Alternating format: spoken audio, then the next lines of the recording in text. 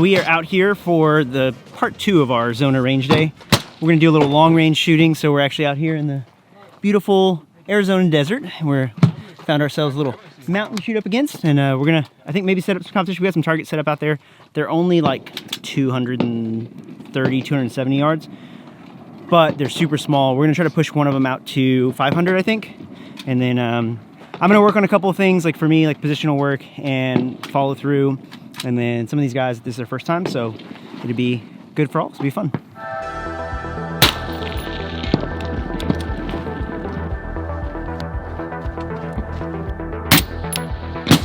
Impact.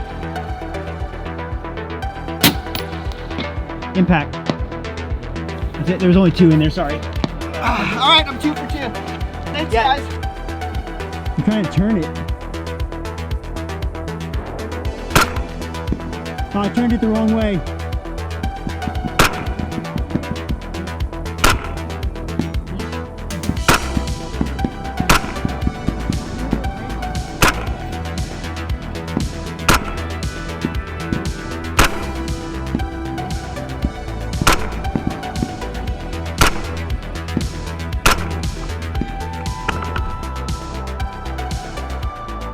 So we gotta go put up another fence post. We've got one at 230, 240, and then one at like 270. We're gonna go put another one at 500 or 600. We'll see.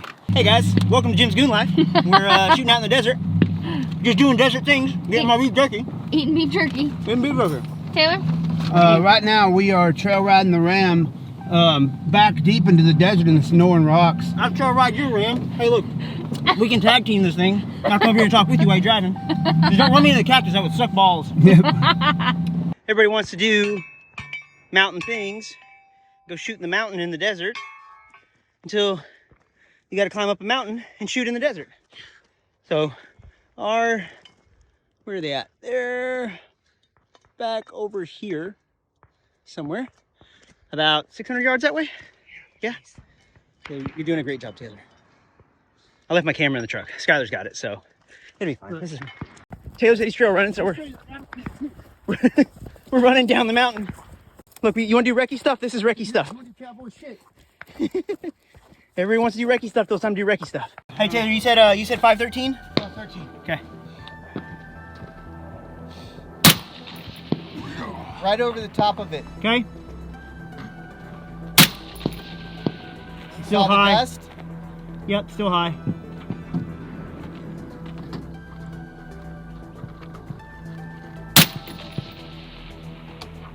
I think that's impact. Yeah, I think it was too. That was a hit. That was a hit. Yep, I heard it with your naked ears. Oh, that's me. That was right. Hit. Nice. That was a crisp one, that one. Jim, Yeah. that was crispy. And I got a stiffy. Same spot. You're hitting the same exact spot every time, so don't. Hit. Now, there were a few lessons that I walked away with from our time in the desert shooting long range, and while it was medium to long range, it was still difficult because of the size of targets we were shooting. So the small orange target, I think, was like a 4-inch circle. The 2 yellow targets that you would have seen were A zones, so they were essentially just, you know, little A zone strips that we were shooting. And so at 500 yards, that A zone becomes a little more difficult to shoot. But there's a few things I wanted to share with you guys that may help you on your SPR long range journey, whatever you want to call it. As I'm going through this process, you know, my goal has been to share with you guys the things that I'm learning, so that way you guys can maybe learn from my mistakes or are learning along with me. And so that's the goal of this. I still highly recommend you go check out guys like Ridgeline Defense, go check out Bruiser Industries, check out Hat Creek. There's a whole slew of other guys who are great instructors, a lot of great content out there on Modern Sniper and MDT. So go check out all those channels, check out those guys. Ton of information if you want to learn from an instructor. This is just my journey, my experience as a shooter, going through the process of learning these things. The first thing I want to hit on is magnification. So one of the questions, or one of the things that Alex hits on a lot, and Joe does as well, is people always ask, like, what magnification should we get for whatever gun? Like, what scope, what power should we get for my 16-inch or whatever? And honestly, the biggest deciding factor in that is how far are you trying to shoot and how precise are you trying to shoot, meaning how small is the target. So target and distance are going to be the 2 biggest variables in that. And the equation that Alex uses is essentially 1.5 to 2 times magnification per 100 yards. So if you're shooting at 500 yards, you want anywhere from like an 8 power up to a 10 powers, around there. So as you get out to further distances, you're obviously going to need more magnification. Now, more magnification isn't necessarily going to make you more accurate or more precise. What it's going to allow you to do is to better identify targets.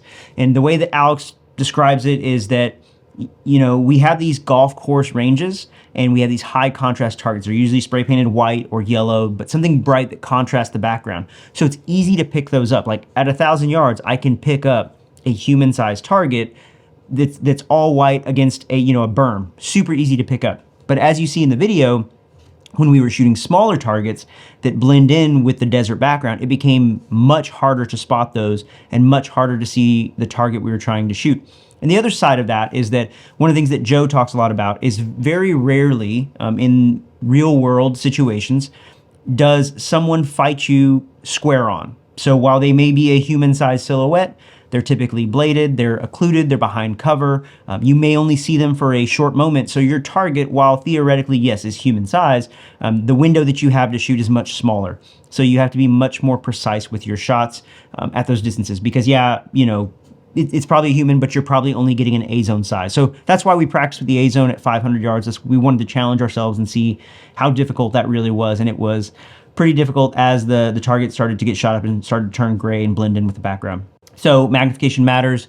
Choose accordingly. It's more based on target size and distance that you're trying to shoot rather than caliber is what I would say. But Joe and Alex would be the experts on that along with any of the other guys that I mentioned earlier. The second thing that I wanted to hit on is that I get this question a lot, and I know Joe has seen it a lot in his comments, and it's this when we say driving the gun, and people are asking, what do you mean when you say driving the gun, or what does that look like?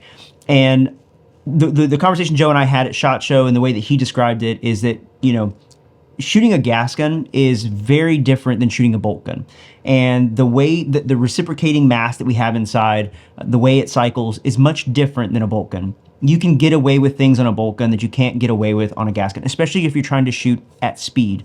If you're trying to have fast follow-up shots, you have to drive the gun. And Joe says, you know, he uses that phrase because, you know, like when you're in a car, you're not just sitting as a passenger in the car, you are in the driver's seat determining where that is going to go. And so in the same way with our gas guns, we are in our recoil management trying to drive the gun back on target. And so there's a few things that Alex talks about in the way that we grip it with our strong hand and then what we do with our rear hand on the support bag.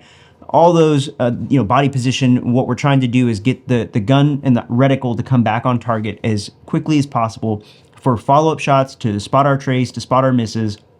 All that is really important when shooting out of a gas gun. So that's why we say driving the gun. And there's a lot that goes into that, again, with body position, with what we're doing with our hands, our trigger press. You know, it's much like when you're learning recoil management in a pistol is what I'm finding, that as you have a better body makeup or mechanical position to manage recoil, the better off you're going to be versus trying to constantly fight the gun. And you'll see that. So that's one of the things that I was working on, as I mentioned earlier in the video, is getting the gun to come back on target. So if you look at the earlier shots from when we first got there, the reticle was kind of bouncing around side to side or would go up and wouldn't come back down on target. Later in the day, the recoil management was much better, especially at the 500 yards. You can see that I was coming much closer to being back on target every time, you know, in the cycle that the reticle would come back and sit near or back on target. And that was what I was working on. Now I was making some bad trigger presses and we'll talk about that in a second, but so I wasn't hitting on target, but the main thing I was focused on was putting myself in a position to drive the gun back on target. So for those of you who are following along, that's something that you have to work at, especially in different positions. Like from prone, it gets pretty easy to do. It's once you get to an uncomfortable kneeling position, whether that's high or low kneeling, sitting on your butt, maybe you're in a position between kneeling and standing, that's when it becomes really difficult to drive the gun back on target. And those are the positions you really have to work a lot on. So if you're interested in doing that, check out the Bruiser Ladder Standard, and that'll really start to show you some of the inefficiencies, one, moving in and out of positions, but two, managing your recoil in those different positions. As I mentioned, I was making some not so great trigger presses, and I wasn't hitting as often as I should have been at 500. And that comes down to a me thing, that's not a gun thing. to a degree. So the third lesson that I learned was gun setup. Now, this is something I didn't learn immediately. It's something that I came back and I was diagnosing and trying to figure out and talking with Joe and going through like, hey, here's the issue I was having. Here's what was going on. And I came to the conclusion of a few things. Now, I was making bad trigger presses because I was getting frustrated because I wasn't hitting as often as I should have. That's a mental thing. That's a me thing. The second part of that is I was fighting the gun and namely the stock to a degree. So one thing I noticed when I came back and started dry firing and practicing is that with this hand, with my support hand, what I was doing is when I would squeeze the bag, I was putting too much pressure with my thumb. So I'll show you on this one. So I was putting too much pressure with my thumb where we squeeze. So Alex says take these two and then put these three on the bag. And what was happening is I was pushing too much with this thumb. And essentially what that was doing is turning the stock this way, and moving the barrel that way a little bit. And it was inconsistent. I was just putting too much pressure, trying to squeeze the gun. I was just putting too much with my thumb. That was one thing that I did. The second thing was the rear bag and the way that I was gripping the rear bag. And instead of getting the bag and getting it nice and into a good position where it was supporting the gun, I was trying to squeeze the top of it and it just wasn't working. It was too inconsistent, and consistency is in turn accuracy. So because I was inconsistent with that, I was getting inconsistent shots downrange. And now while we're talking about very minute differences, that was the difference between me hitting the target and me bouncing around it like I was at the end of the day. The third thing, and this is where gun setup comes in. After talking with Joe, I told him, I said, hey man, I'm just really having a hard time getting into a good position. I haven't felt as comfortable on this gun as I have on my 12.5. When I shot my 12.5 at the Ridgeline course, I was incredibly comfortable, and I just assumed it's because I'd spent so much time behind that gun, and I thought, well, maybe it's just the optic height, because I was so used to shooting the Unity riser. I was like, well, I'm just, I've been shooting that for what, a year, 2 years now, so I felt really comfortable with that. Maybe it was just the optic height adjustment. And we were going back and forth, he's asking me questions. And so the conclusion we came to is actually not the optic height, but the stock that I was using, that it was too wide for my face and too wide for my body makeup, that I was having to fight the gun, and so having to roll over a lot. And because I'm doing that, I'm actually pushing the gun this way. And so this exacerbated the issue of me over pressing with my thumb. So I will show you. This is the B5 that I was running, and then this is the CTR that I now have on there. This is almost half the width of this. And because of that, I can get more directly behind the optic in a more comfortable and consistent position. And it allows me to be on the optic and not fighting the gun, and being able to just get down in position and be where I want to be in a comfortable spot. And again, more consistent. This will lead to more accuracy. So immediately after talking to Joe, I ran to the store and went and grabbed one, put it on there, tried it, and right away was way better, way more comfortable. Felt like I did on my 12.5. And the 12.5 has that, the riser on it, but it's a pointed riser. So it allows me to get further over so that my eye is more in line with the optic. So I think that is something that will help me down the road, being more comfortable in the gun, again, more confident. But that's one of those things with like gun setup, you kind of got to test things and mess with things over time. And you won't know until you get behind the gun for a while and start seeing, okay, well, yeah, this trigger works for me or it doesn't. This stock works for me or it doesn't. To a degree, gear does matter, especially when we're trying to get in consistent and efficient positions. But it's not the end all be all, right? We can make it work without it, but as you start to work through these things, you'll find things that work for you and things that won't work for you. And be open to changing gear for the sake of performance, right? So changing a stock, whatever. You may like how something looks, but ultimately what's gonna get you the performance that you want or that you need. So that's why I went with the change, and I've now swapped them over on two of them. I really like the design. I like the B5. It didn't work for me. So it may work for you. So don't change it just because I said that or whatever. But if that is something that you are running into where you're not able to get directly behind the optic and you're having to roll over a lot, your stock may be too wide. So maybe experiment going with something narrower. The other thing that I may change on here or I may add on is Esstac makes the bag rider. So I may throw a bag rider on here just so it sits better on the bag. And the other thing I like about this is that at the end of the day, this is still a fighting rifle. So if I need to, I can still use this to do CQB or whatever else, or shoot at closer distances. There will be a red dot coming on here, either offset or on top.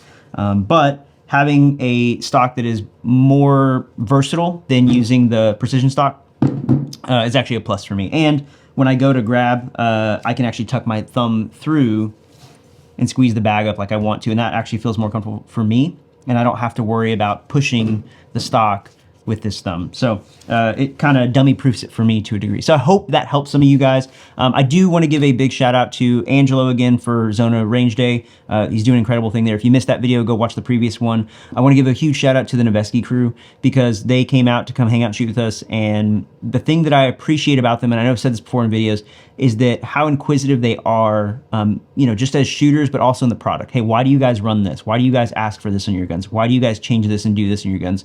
And they want to know the why behind what we're doing, but they also are shooters. They get out and shoot. So you saw they were out there shooting with us and testing the product out at distance, and they're all really good shooters. They outshoot a lot of the people that complain about them on the internet. So I do appreciate about them that they actually use and test their product. And thanks to the guys that for coming out and shooting with me out in the desert.